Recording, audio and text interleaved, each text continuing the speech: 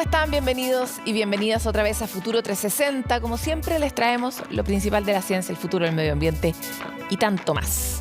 Y vamos a partir con este tema que no deja de estar en la palestra porque 11 consejeros regionales se hicieron parte de las reclamaciones de varias comunidades ante la resolución del Comité de Ministros que aprobó el proyecto minero Los Bronces. ¿Lo recuerdan?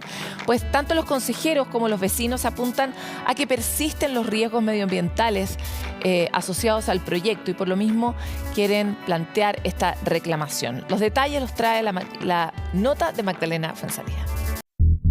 La aprobación del proyecto minero Los Bronces integrado ha sido foco constante de críticas por parte de varias organizaciones medioambientales. Ahora 11 consejeros regionales se hicieron parte de las reclamaciones.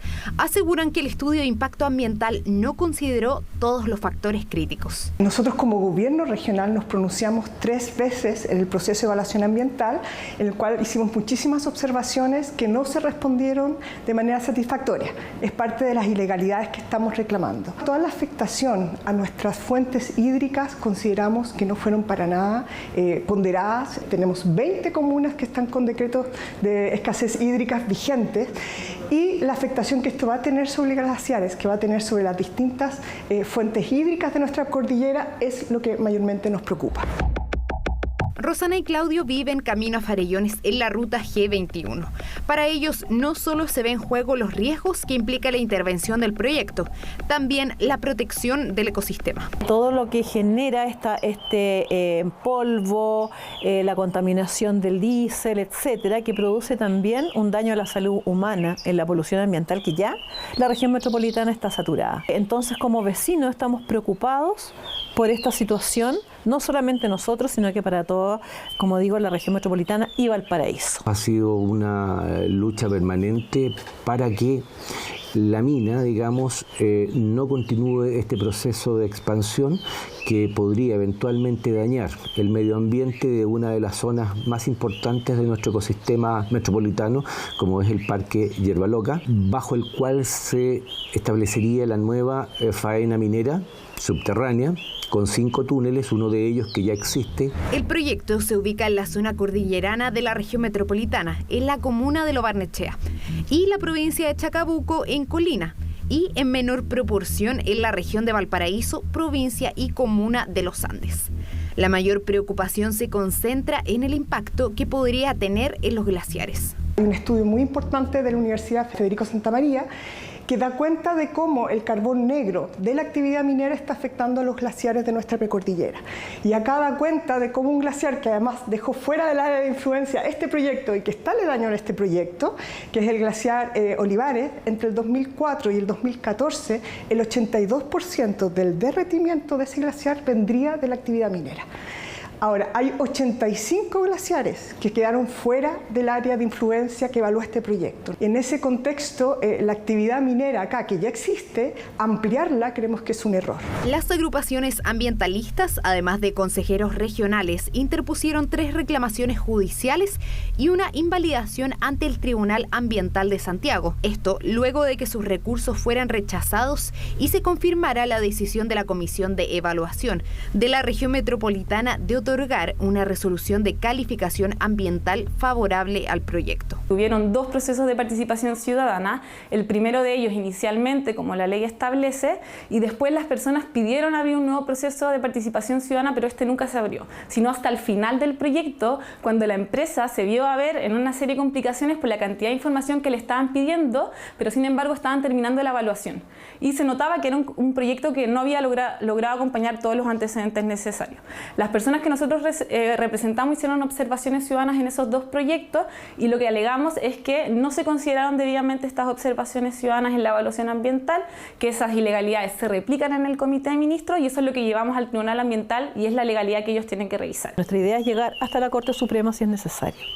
Pero nosotros queremos que este proyecto no siga adelante. Por su parte, al consultar a Anglo American a través de un comunicado, reafirmaron su disposición para abordar las preocupaciones que aún puedan persistir en la ciudadanía sobre esta iniciativa y aseguran que el proyecto fue desarrollado luego de 10 años de estudios científicos y diálogo con distintos grupos de la sociedad.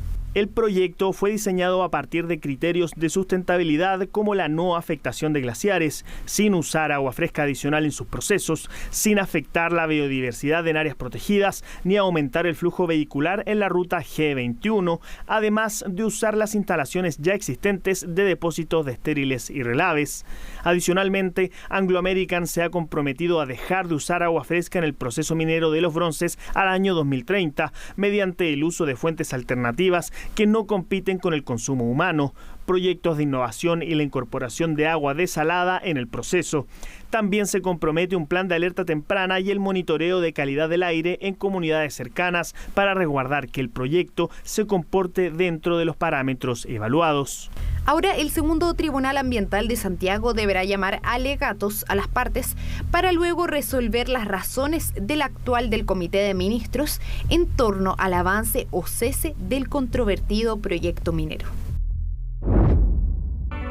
Comienza la temporada de verano y con ella una muy lamentable de la que todos nos hemos ido enterando, que es la temporada de incendios. Sabemos que luego de este lluviosísimo año tenemos más disponibilidad de agua en algunas zonas, pero tenemos también más disponibilidad de biomasa, pastos, etcétera, que son mucho más susceptibles de quemarse. Así lo han anticipado las distintas industrias que se dedican a los temas forestales, pero también nuestra Oficina Nacional de Prevención de Riesgos, ¿no? Que la ex ONEMI, que hoy día también está preocupada de esos temas.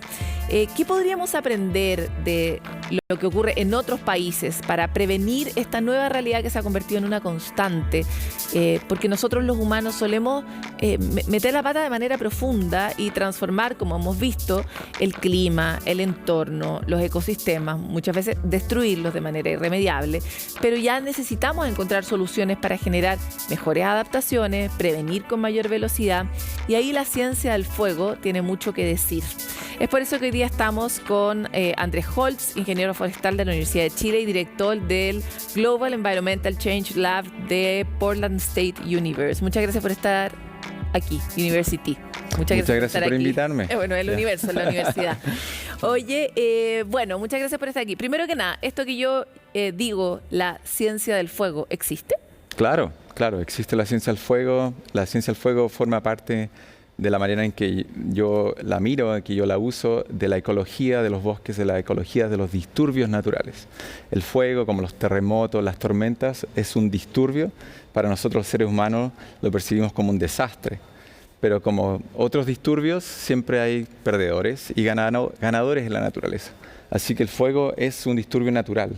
Ahora, este disturbio natural que es el fuego, sabemos que históricamente, no sé, había, por ejemplo, una erupción volcánica, esa producía un gran incendio y ese incendio de muchas cantidades de hectáreas de bosque se quemaba, pero también alimentaba el suelo de una cierta manera. El problema es que el disturbio ha empezado a ocurrir con demasiada frecuencia, ¿no? Exacto. Y mi pregunta es, ¿el tamaño del disturbio, que podríamos llamar un gran despelote que tenemos a esta altura, sí, es algo que también tiene ganadores? Tiene ganadores, pero son los ganadores que quizás no queremos ver. Tiene ganadores nativos, tiene ganadores, como dijiste muy bien, el fuego siempre ha sido parte de estos ecosistemas. El problema es la frecuencia y la intensidad con que están estos disturbios hoy día. Aparte de que tenemos un clima más seco, más caliente, tenemos más gente. Y como dijiste muy bien, metemos la pata y quemamos de manera intencional o por accidente. Y eso es lo que está cambiando. Entonces el fuego en sí no es malo, el fuego es natural. El problema es qué tipo de fuego, cuánto fuego, muy seguido, con mucho viento, muy severo, etcétera, etcétera. Entonces ese porque en el fondo no alcanzamos a recuperar el ecosistema. Exacto, ese es el problema, que muchas veces los bosques se queman a una severidad muy alta y luego en muy pocos años viene nuevamente y lo vuelve a quemar. En los ecosistemas chilenos hay algunas especies, por ejemplo la araucaria, que tiene muchos rasgos, muchas adaptaciones para los incendios, pero no para incendios tan seguidos, ni para incendios tan fuertes tampoco. Nosotros hemos visto, por ejemplo, la Araucanía o incluso más al sur, en la Patagonia húmeda y seca, que hay ganadores nativos. ¿Cómo qué? Por ejemplo, el bambú. El bambú es la chusquea, es el género, es una especie nativa que es un pasto y que es muy inflamable. Y cada vez que es Y aquí no se llama bambú o no le decimos coligüe. tanto bambú. Coligüe. Por ejemplo, el coligüe, lo que pasa es que hay como 12, 13 especies de coligües. Son difíciles de identificarla porque florecen una vez quién sabe cuántos años. Entonces, ¿Y ese se ha expandido con el como efecto? Claro. Si tú miras el bosque chileno y ves dónde está el coligüe o la aquila, esas son heridas ecosistémicas. Eso te dice dónde hubo un disturbio antes. Y ellos están dominadas por esto. Entonces, ellos se queman súper fácil, muy rápido y no dependen de semillas, rebrotan de nuevo. Entonces, en general, si tú miras cuáles son las plantas que rebrotan, son plantas que se acostumbraron a que algo pasó, un disturbio pasó. ¿Y la araucaria es una de ellas? ¿Qué tipo de adaptaciones tiene? Claro, la araucaria tiene, por ejemplo, las cortezas más gruesas del bosque chileno las tiene la araucaria. Y eso, bueno, la araucaria es una especie paleoendémica. Las araucarias están vivas con los dinosaurios. Claro, ¿verdad? Un fósil. Total. Entonces tienen una gran corteza, rebrotan del tronco o de las raíces. Los brotes mismos, aunque mueran, vuelven a rebrotar también. Muy lento, ¿verdad? Crecen muy lento. Pero algo de incendio, si no hay nada, no hay incendio, no hay sequía o no hay tormenta, avalancha, etcétera, etcétera, etcétera, empiezan a crecer las lengas, los coigües y empiezan como a cubrirlo. Ahora, eso no está pasando porque está habiendo todo lo que dices tú. Hay sequías, hay avalanchas. No, avalanchas no las he visto por lo menos yo, pero seguro que las hay. Y hay incendios muy recurrentes. Ajá. ¿Qué se ha aprendido en el mundo?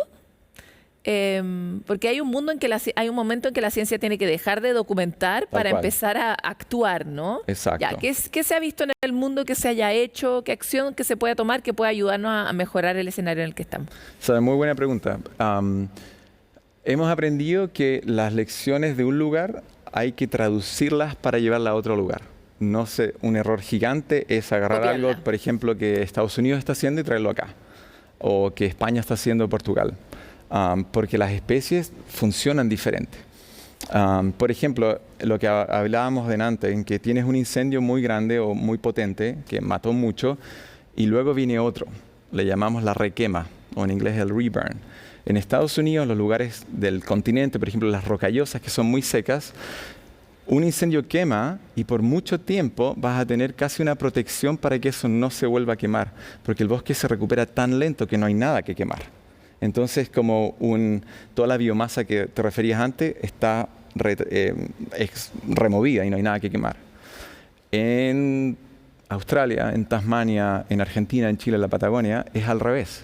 Nuestros bosques se queman y tenemos plantas que crecen muy rápido. Entonces, como este bambú. Como el bambú, por ejemplo, como el coligüe o la aquila. Entonces el matorral, muchas especies. Entonces nuestra inflamabilidad justo después de un incendio sube al máximo en toda la historia del bosque. Chuta, ¿y qué se hace ahí? Entonces lo que hay que hacer, por ejemplo, acá, es que cuando hay lugares que están quemados hace poco tiempo y sabemos que puede haber un incendio, esos lugares deberían ser de máxima protección.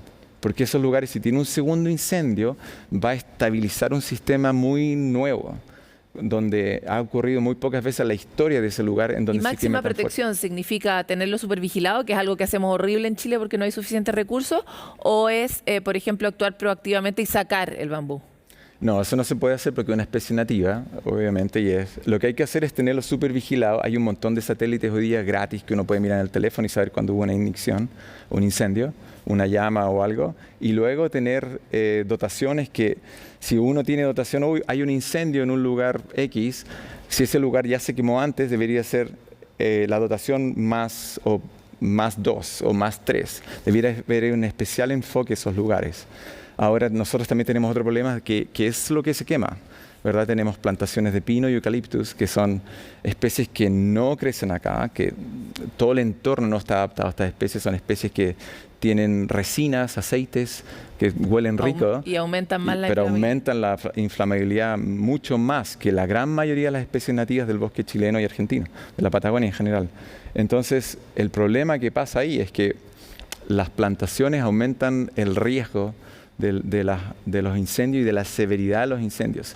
Si piensas, el fuego es casi como un líquido en 3 dimensiones que se mueve por el bosque o por la estepa o lo que sea, por el matorral. Si tienes un bosque nativo donde tienes un árbol grande, gordo, alto, uno chiquitito, plantas, el fuego choca con uno, se da la vuelta, le cuesta. Por eso el bosque nativo es como más preventivo. Es más preventivo, sobre todo el bosque más húmedo. Las plantaciones son todas iguales, de la misma edad, todos igual, cortados, podados, etc. Entonces el fuego quizás le cuesta un poco al principio, pero una vez que empieza a quemar las primeras... Es muy fácil. Es muy fácil. Oye, y una pregunta puede ser un poco tonta, pero estoy acostumbrada a hacerlas todas. No hay siempre. preguntas tontas. Sí, dale. Porque es nuestro rol hacer todas las preguntas. Una plantación de pino en Chile, ¿se comporta de la misma manera que una plantación de pino en su lugar de origen? No tengo idea. En Canadá, me refiero, ¿se quema igual de rápido o se quema más rápido acá o más rápido allá? Es una muy buena pregunta. Si las condiciones están igual, se quema igual. El problema son los efectos. Los efectos son muy diferentes. Porque en el lugar de origen, el suelo, los bichitos, las plantas, las moscas, todos los pájaros están acostumbrados, adaptados a eso por miles de años. Acá no. Acá nadie está adaptado al pino, nadie está adaptado al eucalipto. O sea, todo lo que dije, están viviendo con esto, con este desierto verde, y dicen, ¿y esto quién es? ¿Qué es esto? Entonces que venga ahora un disturbio, que estas plantas lo cambian a algo totalmente nuevo, genera un efecto más como grande. De cascada. Exacto. Es peor. Pero en el fondo, si uno establece la misma situación, me refiero... Los pinos, de donde sean originarios, yo me imagino que es de Canadá o una zona como ese tipo, ¿tienen otras plantas en esos bosques con las que coexisten o siempre suelen ser como más protagónicos? No, porque uno cuando ve las fotos o ve las películas de esos lugares, igual son como principalmente pinos. Sí, tal cual. Si tú miras todo el hemisferio norte está dominado por coníferas en general. Nuestros bosques, a ver, un paso para atrás. Si te paras arriba del Ártico, tú lo que ves es que el Ártico está rodeado, primero es un mar, y está rodeado por continentes. Así que es un hemisferio continental. Y lo que es continental es más frío y es más caliente y más seco, es más extremo. Si tú te paras arriba de la Antártica y miras para arriba, uno es un continente, está rodeado de agua, con pedacitos de continente. El hemisferio sur es un hemisferio oceánico y el mar regula las cosas, entonces mucho menos extremo. Y eso por el largo del tiempo hizo que no hubiera tantos extremos de viento, de sequía, de incendios, y por tanto la vida no se adaptó a algo tan intenso. Entonces, por ejemplo, en Alaska o en Canadá o en Estados Unidos o quizá en Eurasia, hay menos vida. No, hay la misma vida, pero está adaptado a estos incendios fuertes. En cambio, acá está todo frágil. Aquí las adaptaciones son a fuegos mucho más débiles, menos frecuentes. Existen adaptaciones. El alerce, el ciprés de las huaytecas, todos tienen una corteza un poquito más gruesa. Y eso no es casualidad. Pero le pones un incendio más fuerte, le pones más viento y ahí ya... Si tú tuvieras hoy día la posibilidad de tomar 1 o 2 medidas concretas para la prevención de incendios, ¿cuál sería? Además de agregarle más 2 y más 3 a las que ya no, a los incendios que ya no ocurrieron. Primero, haría como un ranking o una jerarquización de los lugares que como sociedad queremos proteger. Y ahí que los recursos sigan ese ranking. Y 2, haría políticas de restauración que no digan el check y cumplan la pega, como decimos. Yo he visto muchos casos acá en donde se corta, se paga y la multa o el castigo es que usted tiene que plantar. Esas plantaciones están muy mal hechas. Están justo, por ejemplo, he visto mucho que están plantadas justo antes del verano. El 99.9% de las plantulitas se mueren. Obvio. Porque no están preocupados de la ecología del lugar, están haciendo la pega. Muchas gracias, Andrés, por esta conversación y trae toda tu ciencia del fuego a Chile porque pucha que la estamos necesitando. De nada, estamos aquí para ayudar. Gracias. Nosotros con esta conversación no tan común en materia de incendios, pero siempre nos ilustra una nueva dimensión que puede orientar la política pública, que nos urge tanto, que reaccione rápido y eficientemente. Nos vamos a una pausa y volvemos con más.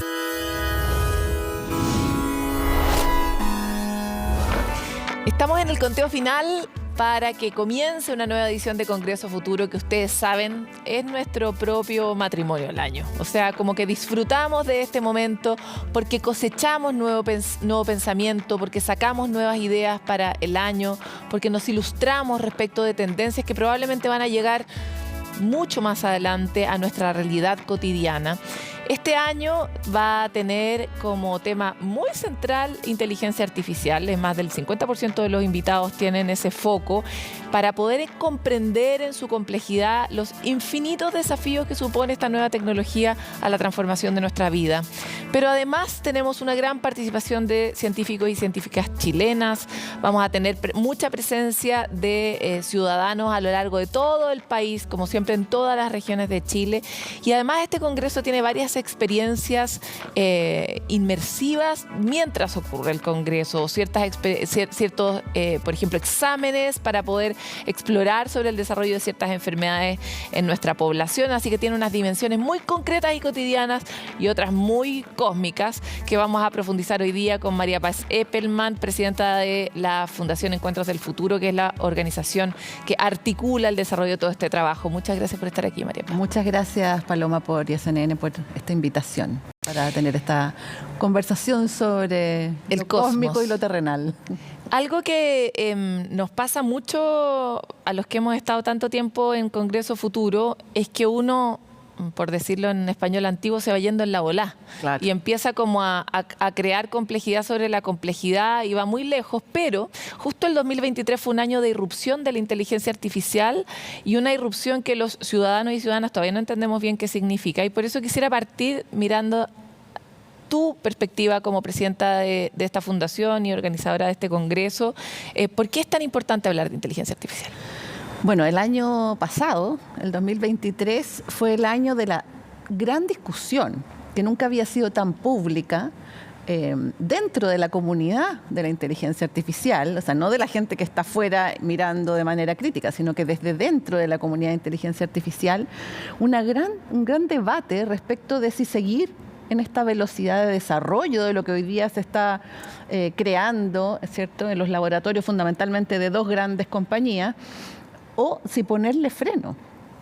O sea, tú tienes que haber hablado de esto probablemente acá. Hubo una carta en la que está, entre otros, Elon Musk, ¿cierto? Pero muchos de los que habían estado en el inicio de esta carrera de desarrollo, diciendo, por favor, basta, paremos, no sigamos desarrollando esto hasta que no hayamos previsto cuáles son todos sus riesgos, hayamos tomado las medidas de seguridad necesarias para que esto no se nos vaya de las manos. Ese es el gran tema hoy día.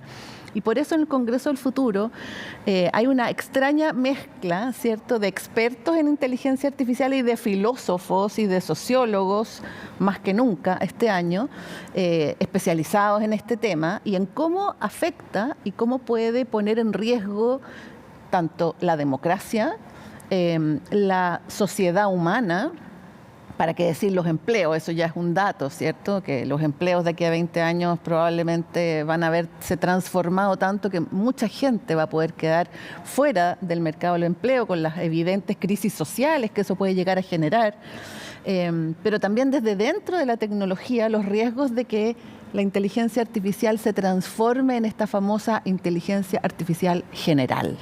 Y cuando eso ocurra, que hay distintas proyecciones, ¿cierto? Desde la de Elon Musk, que es la más cercana, como en el 2029, hasta otras que son las más lejanas, en el 2060. En algún momento, entre esos 2 años, la inteligencia artificial que tenemos hoy, que es denominada estrecha, porque hace cosas específicas, se va a transformar en una inteligencia artificial de otro tipo que no conocemos, y de esa podemos hablar un poquitito, que tiene enormes riesgos para la existencia humana. Y esos son los debates que vamos a tener en el Congreso Futuro, ¿no? Vamos a conocer por una parte los adelantos de qué se trata, qué es lo que se está haciendo, muchas aplicaciones que por cierto pueden ser muy atractivas, ¿no?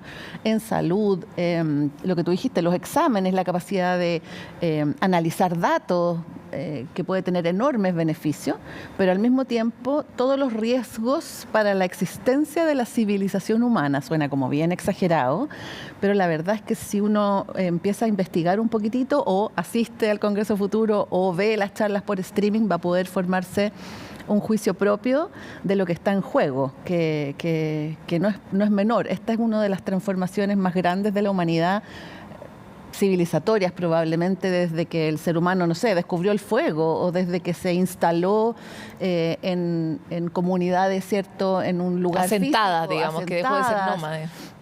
O sea, es algo tan relevante o incluso más que eso y que podría terminar en el exterminio de la raza humana y no es película de ciencia ficción, digamos, es absolutamente cierto. Tú te metes a, por ejemplo, el sitio de OpenAI, claro, y lo primero que te dicen es nosotros estamos aquí investigando para desarrollar la inteligencia artificial de manera que sea beneficiosa para la humanidad. Eso está en la primera página. Y te metes a la segunda página y te empiezan a hablar de cómo vamos a tratar de que los riesgos no sean los riesgos y de que los beneficios sean lo que prime. Pero ese es el gran debate que está en cuestión.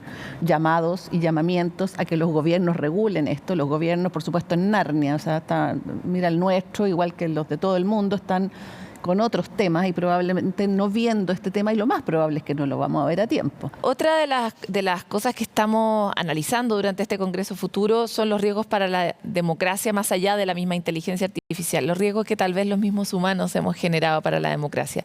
Y vienen grandes filósofos como Innerarity a reflotar ciertas tecnologías que parecen no tecnológicas, ¿no? Parece que no fuera algo particularmente especial o inteligente, pero sí es escaso, que es, por ejemplo, la capacidad de conversar y la capacidad, como nos decía en una entrevista previa aquí en CNN, de gestionar la propia basura que uno ha empezado a generar y a distribuir a través de las redes sociales.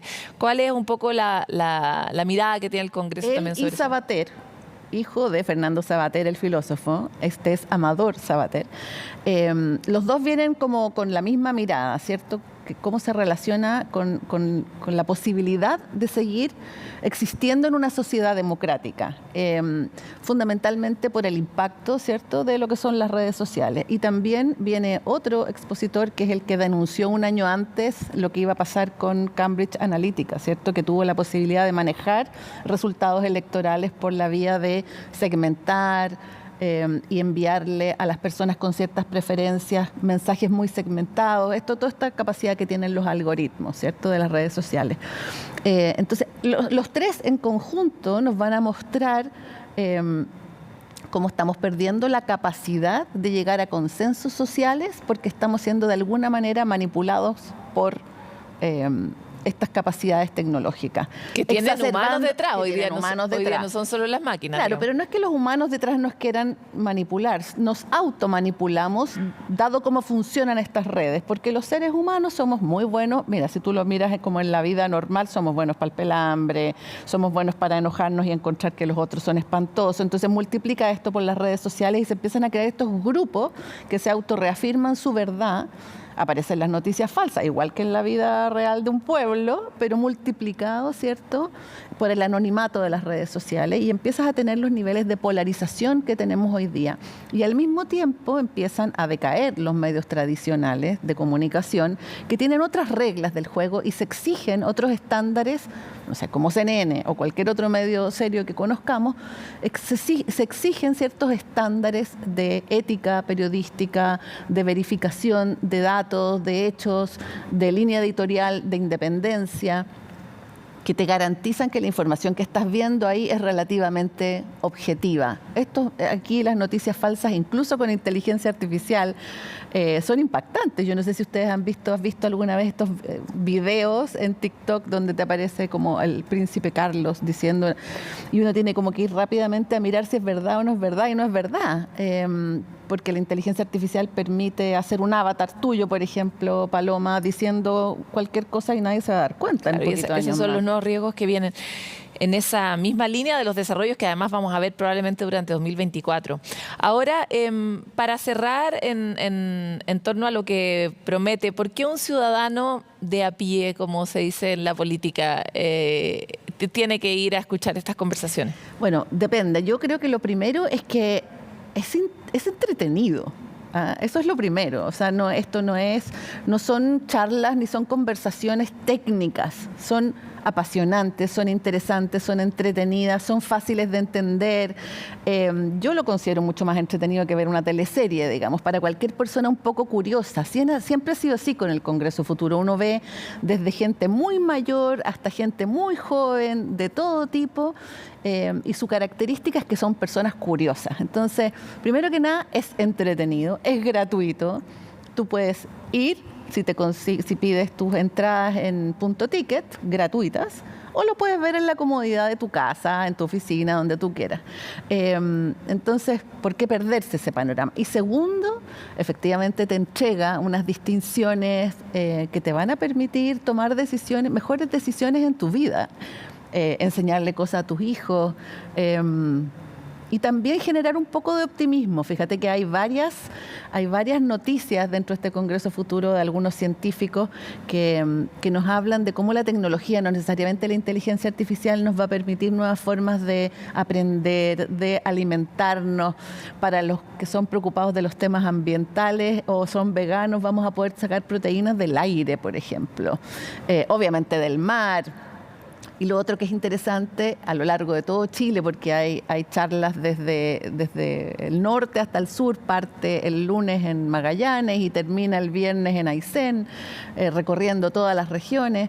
Vamos a poder también valorar, como todos los años a través del Congreso del Futuro, la riqueza enorme y el potencial enorme que tiene nuestro territorio. Chile es un país rarísimo. Siempre hemos dicho que es como el Disney World de los científicos, ¿cierto? Porque tiene todos los climas, todas las geografías, pero también todas las riquezas. Y eso combinado con tecnología y con una mirada ambiciosa y emprendedora nos podría llenar de un cierto estado de ánimo, de optimismo. Te quiero agradecer, María Paz, por esta conversación y quiero aprovechar de volver a invitar a todos a que sigan la transmisión de Congreso Futuro y que también puedan ver la cobertura especial que va a estar llevando adelante CNN a través de Futuro 360 en todas sus plataformas sobre los distintos científicos, científicas, pensadores y pensadoras que van a estar durante este Congreso Futuro. Así que nosotros nos vamos a pausa y volvemos con mucho más.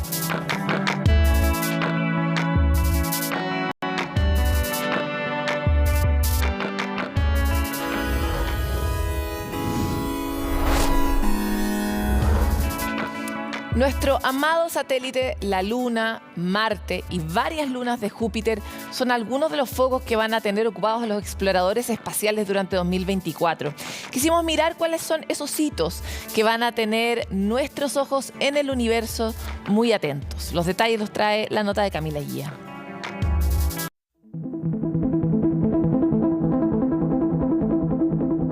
Será un año de ensayo y error. Así que hay que estar muy atento porque tenemos muchísimas misiones esperadas para el 2024. Nuevos modelos, exploración de planetas y lunas, despegues, autonomía y conquista son algunos de los objetivos de la exploración espacial.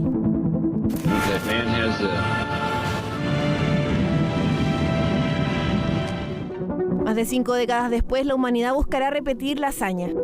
Es el gran objetivo de Artemis, que tras una exploración autónoma exitosa en 2023, ahora irá con 4 astronautas para orbitar la Luna.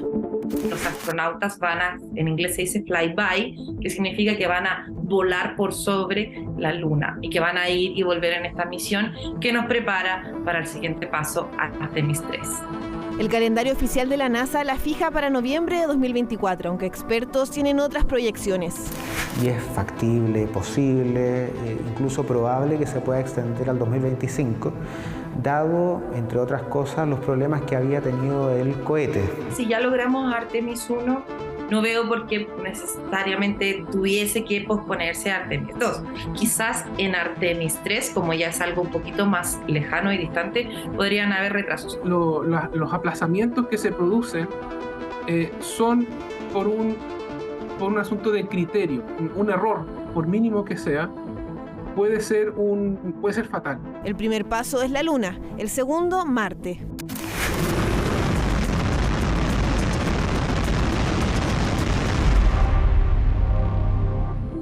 Así Así fue el 2023 para Starship.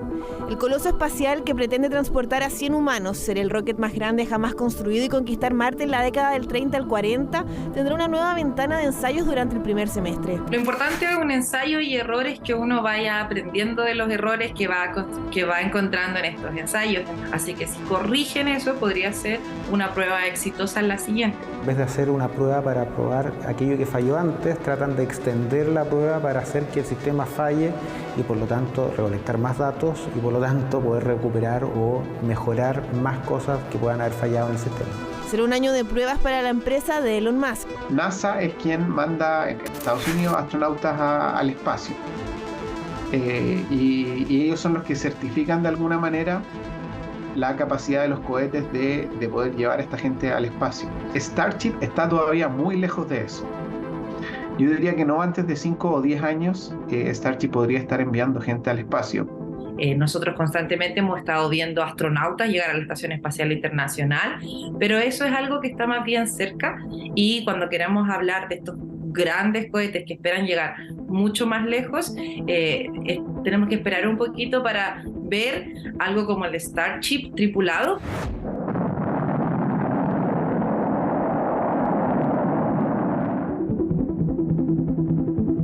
Algo más cercano es lo que hará Ariane 6 de la Agencia Espacial Europea. En simple, es un carguero espacial que busca llevar todo lo necesario para comenzar a habitar el espacio. Ariane 6 debería ser un lanzador pesado, lo que en términos prácticos yo interpreto como que debiera ser capaz de lanzar suficiente masa al espacio como para pensar en una misión de largo rango. Por ejemplo, ir a la Luna. O, por ejemplo, llevar suficiente material al espacio para empezar estos programas de construcción de estas subestaciones espaciales. Ariane 5 es capaz de lanzar satélites a cualquier tipo de órbita alrededor de la Tierra, y Ariane 6 va a hacer lo propio, pero con mejor tecnología, más moderna. Será el reemplazo de Ariane 5 y pretende revitalizar el desarrollo espacial europeo. Entonces, yo me imagino que para los europeos es muy importante mostrar de que todavía pueden hacer esta tecnología de punta, de que para acceder al espacio no dependen de nadie. Con últimas pruebas exitosas como lograr un encendido de larga duración en noviembre de 2023, Ariane 6 tiene todo para despegar con éxito a mediados de este año. Japón también irá por el satélite natural y Marte. La nave Slim podría alunizar dentro de las próximas semanas para ejecutar maniobras de reconocimientos de cráteres. También pretende llevar un rover a las lunas del planeta rojo. China no se quedará atrás. El 6 de mayo, Chang'e 6 buscará seguir explorando el lado oscuro. Finalmente, nuestro país iniciará la construcción del Centro Espacial Nacional y seguirá potenciando el envío de nanosatélites. Un año en el que se pretende seguir acercando el espacio a la Tierra. Mucho se habla durante estos días sobre el gluten, una proteína que está presente en casi todos los alimentos que consumimos todos los días. La mayoría de estos son procesados, pero ¿qué se sabe hoy del gluten y cuál podría ser el impacto que tiene en nuestra salud, en nuestro intestino y en nuestro sistema completo y su inflamación? Macarena Morales nos cuenta más en el siguiente espacio de La Ciencia en Ti.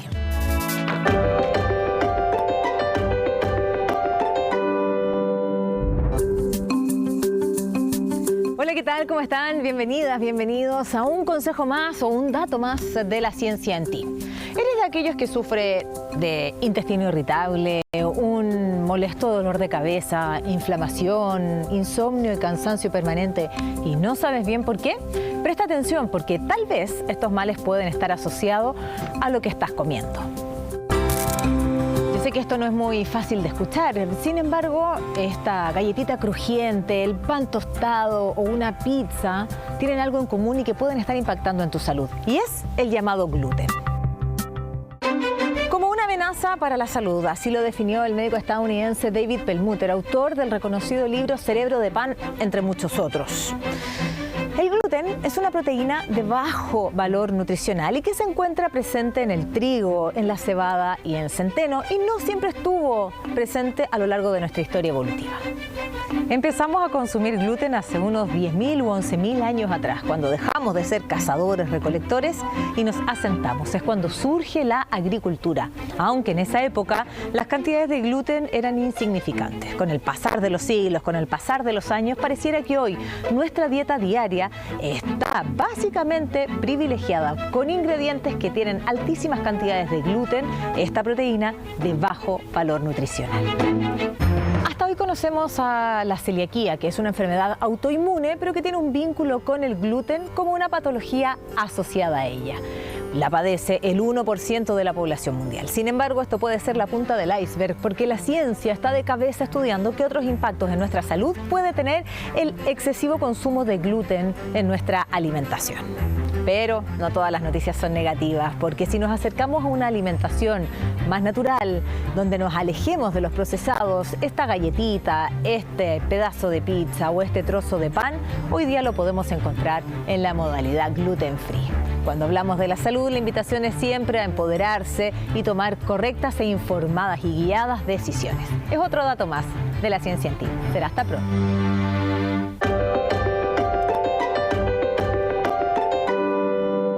Bueno, y cambiando radicalmente de tema, en Chile las aves como el picaflor de Arica, la becasina pintada y el tricahue están en peligro crítico de extinción.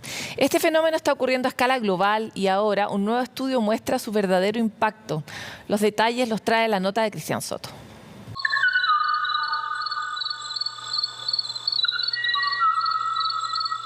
Este es el último registro conocido del canto de un o'o de Cahuaji, una llamada de apareamiento que nunca tuvo respuesta. Fue registrado en 1985 en el archipiélago de Hawái y el ave fue declarada extinta en el año 2000. El o'o es una de las muchas especies de aves que se han extinguido en los últimos siglos a causa de la intervención humana. Ahora, un estudio publicado en Nature Communications estima que entre 1.300 a 1.500 especies han desaparecido desde que el humano se ha expandido en el mundo, el doble de lo anteriormente calculado. Las aves tienen huesos frágiles que se desintegran fácilmente, por lo que hay muchas extinciones que no conocemos. Intentamos lograr el estimado más cercano, pero fuimos conservadores en cuanto a los supuestos que hicimos y el modelo que usamos para no extrapolarnos y decir hay decenas de miles de extinciones de aves, lo que es poco realista. De todas formas, el resultado fue mucho más de lo que esperábamos. La principal causa de amenaza que está haciendo que las poblaciones declinen y que eventualmente se extingan es la destrucción y deterioro del hábitat. O sea, donde vive un animal o una planta, en particular en el caso de los animales, pues en nuestro caso las aves, si ese sitio se deteriora, se contamina, se cambia la estructura, se pierden elementos que eran importantes, obviamente las especies cada vez les va a ser más difícil vivir y terminan extinguiéndose. Han habido pérdidas muy antiguas, ¿verdad? Las colonizaciones, la industrialización, pero también han habido pérdidas modernas, por así decirlo, de los últimos 30, 40 años que han sido muy fuertes en el caso de los humedales, y eso obviamente repercute mucho en las aves, en particular las aves acuáticas. Estas extinciones tienen efectos profundos en los ecosistemas, siendo capaces de cambiarlos totalmente. Se entiende que la gran mayoría de las especies tienen relaciones ecológicas con otras. Y un ejemplo clásico es el de, no sé, un ave que dispersa las semillas de una especie de árbol.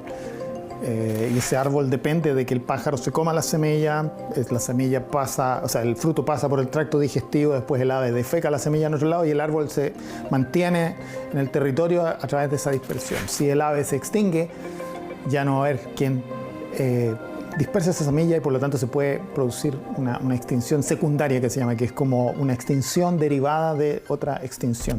Entonces viene este cambio climático ya como una amenaza muy general y muy potente, que va desde pérdida de hábitat en el caso de las aves acuáticas o expansión de enfermedades nuevas que las especies no han evolucionado para contrarrestarlas. Hay una serie de mecanismos ecológicos que se van gatillando y van atentando contra las abundancias de las aves. Una de las causas del aumento de la estimación del número de aves extintas se encontraría en la falta de información sobre ecosistemas en partes del mundo como el hemisferio sur. Las áreas donde hay muchas extinciones de aves conocidas tienen mayores esfuerzos de investigación. El Caribe, Hawái y Nueva Zelanda tienen los niveles más altos, pero hay muchas islas donde casi no han existido investigaciones. Por ejemplo, en Chiloé es muy baja. Hay muchas islas remotas en el Océano Pacífico que han sido colonizadas, donde esperamos que haya aves, pero es muy difícil llegar a ellas, por lo que han tenido poca investigación. Ivo Tejada es director ejecutivo de la Red de Observadores de Aves de Chile y asegura ser testigo de cómo diversas poblaciones han disminuido. Sabemos que las poblaciones van a la baja porque los vemos menos, ¿no? Un caso claro es la becasina pintada, por ejemplo, que es una especie que normalmente se encontraba regularmente en los humedales de Lampa y hoy en día, en los últimos años, es prácticamente imposible verla, ¿no? Aparte de la intervención y modificación de hábitats, hay un factor de riesgo importante en nuestro país. Se trata de las especies invasoras y los perros asilvestrados. O sea, de todas aquellas especies que nosotros los seres humanos hemos movido de un lugar del planeta a otro por intereses propios o a veces por casualidad. Todas esas especies han contribuido a generar una alta tasa de extinción de especies y en particular muchas especies de aves se han extinguido.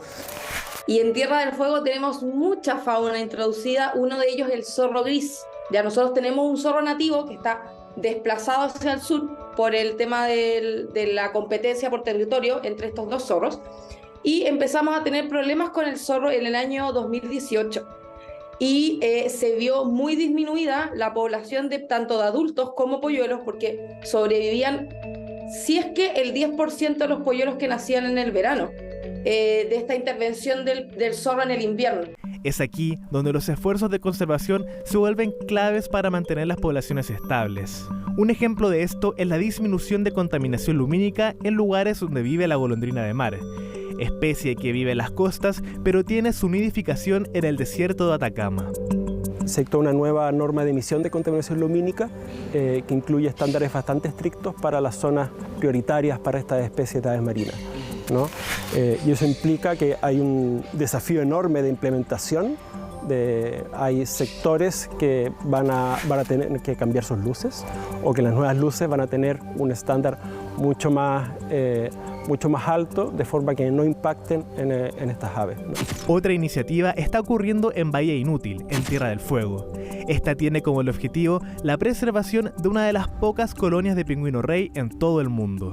El 2019 que somos Reserva Natural Pingüino Rey, pero el motivo de que se formó nuestra fundadora, comenzó con este proyecto fue porque se empezó a escuchar en Tierra del Fuego que habían pingüinos en Bahía Inútil. Es bien particular porque es una colonia pequeñita que se está reasentando de hace 12 años en el lugar, que tiene mucho que ver también el asentamiento de que hay un proyecto de conservación detrás, ya para evitar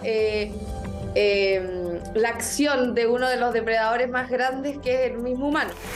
En junio de 2023 se publicó la Estrategia Nacional de Conservación de Aves por parte del Ministerio del Medio Ambiente, la que busca impulsar y complementar esfuerzos de conservación para ayudar y evitar la extinción de especies endémicas chilenas, como el picaflor de Arica, la becasina pintada y el tricahue. Iniciativas necesarias para animales amenazados, tanto en su supervivencia como evolución. Bueno, así termina este capítulo de Futuro 360 y como siempre los dejamos invitados a un nuevo episodio, esta vez ya con los detalles más finos de lo que va a estar ocurriendo durante Congreso Futuro. Nuestro equipo completo se va a desplegar y con esto realmente quiero decir desplegar, porque va a haber más de 6 periodistas en terreno entregando reportajes de distintos tipos sobre distintos temas que ocurren en esta rica semana de Congreso Futuro en que muchos científicos, científicas y pensadores se encuentran en Chile para poder imaginar el futuro de la humanidad. Nos vemos nosotros muy pronto. Durante toda la semana de Congreso Futuro estaremos junto a ustedes, así que interactúen, pregunten, que estaremos atentos.